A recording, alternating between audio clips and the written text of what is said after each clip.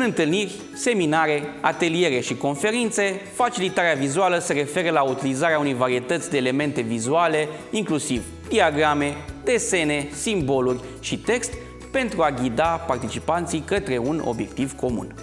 Sunt Mihai Deaconu și sunt Instructional Designer. Mă ocup cu crearea de cursuri și cu design grafic. În cele ce urmează, o să vă povestesc cum puteți folosi reprezentările grafice și desenul în cursurile pe care le susțineți. Cum pot fi folosite graficele în facilitarea vizuală? Un element grafic este adesea creat manual de o persoană cunoscută ca facilitator vizual, care poate lucra singură sau cu o altă persoană și ghidează conversația pentru a genera imaginile în timp real pe tot parcursul evenimentului. Iată câteva exemple de elemente ce pot fi utilizate în facilitarea vizuală și care te pot ajuta să ghidezi mai ușor o sesiune de formare.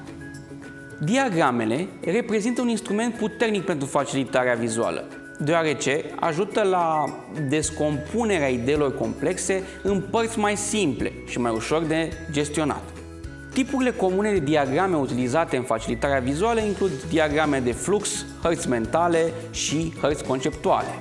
Diagramele pot fi folosite pentru a ilustra relații dintre idei sau pentru a ordona pașii dintr-un proces. Simbolurile sunt o formă de scenografie vizuală care poate fi folosită pentru a reprezenta idei sau concepte.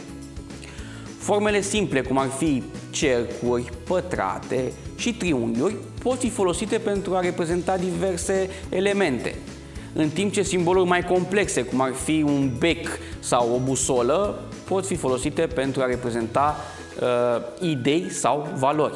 Desenele sunt un instrument versatil în facilitarea vizuală și pot fi folosite pentru a crea metafore vizuale sau pentru a ilustra idei complexe într-un mod cât mai captivant. Desenele pot fi folosite pentru a reprezenta oameni, obiecte sau concepte și pot fi combinate cu diagrame, simboluri și text pentru a crea o narațiune vizuală cât mai coerentă. În facilitarea vizuală este important să folosiți o combinație a acestor elemente pentru a crea un limbaj vizual ușor de înțeles și captivant. Alegerea elementelor de utilizat va depinde de contextul și publicul specific, precum și de obiectivele sesiunii de facilitare. Una dintre cele mai plăcute și rapide metode de a crea ceva pe o bucată de hârtie este prin desen. Și este una dintre cele mai bune moduri de a comunica unul cu celălalt, aproape instinctiv. Oamenilor le place să deseneze și chiar au nevoie să se exprime astfel încât încă din copilărie fac acest lucru. De asemenea, schițarea unui desen este o activitate plăcută, fie că scrijelești câteva linii rapide pentru a-ți surprinde pisica jucându-se sau petreci ore încercând să scoți cât mai multe detalii din acest lucru. Iată câteva tehnici de desen care pot fi folosite pentru facilitarea vizuală.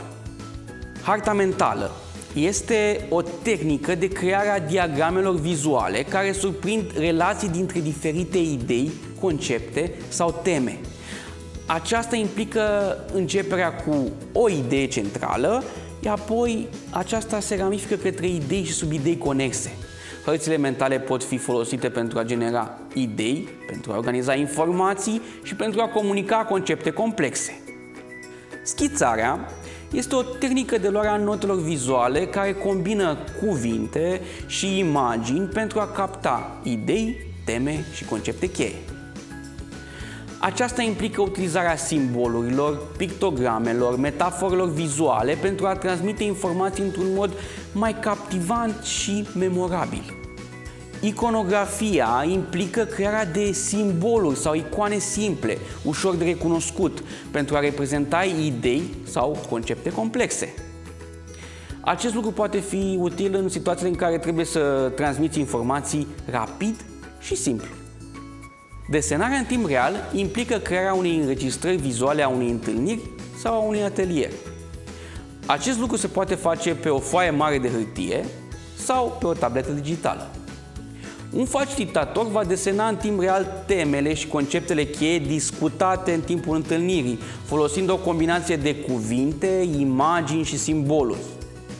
Putem folosi vizualizarea pentru că aceasta implică crearea de reprezentări vizuale ale datelor sau informațiilor pentru a ajuta oamenii să înțeleagă mai bine idei complexe. Aceasta poate include crearea de diagrame, grafice și alte ajutoare vizuale pentru a comunica informațiile într-un mod mai captivant și, bineînțeles, memorabil. Aceste tehnici pot fi folosite individual sau în combinație pentru a crea o experiență de facilitare vizuală mai captivantă și mai eficientă. Ele pot ajuta la îmbunătățirea înțelegerii, generarea de idei și la îmbunătățirea colaborării dintre membrii grupului. Poate vă întrebați ce trebuie să desenez atunci când fac facilitare vizuală. De obicei, facilitarea vizuală implică desenarea unor imagini simple, memorabile și de impact pentru a sprijini comunicarea și colaborarea. Acum îți voi prezenta câteva instrumente care pot fi utile pentru a crea un desen în facilitare vizuală. Cel mai simplu este markerul. Este un instrument de bază care ajută la facilitarea vizuală.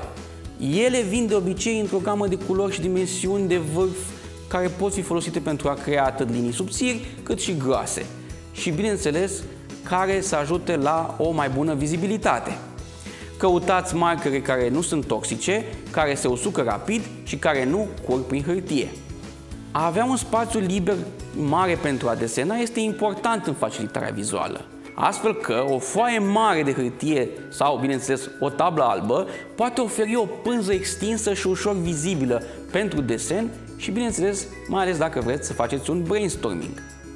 De asemenea, puteți utiliza sticky notes, fișe sau bucăți mici de hârtie pentru a crea desene individuale care pot fi rearanjate și grupate împreună. Șabloanele pot fi utile pentru a crea forme și simboluri consistente și, bineînțeles, ușor de recunoscut.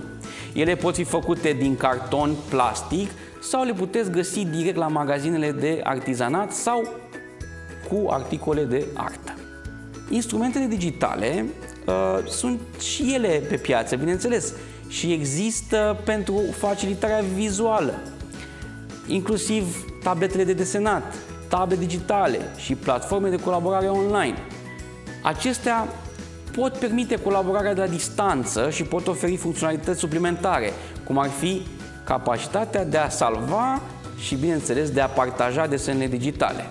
Indiferent de tehnica sau de instrumentele folosite, este important să lași creativitatea să zburde și, bineînțeles, să te distrezi atunci când desenezi.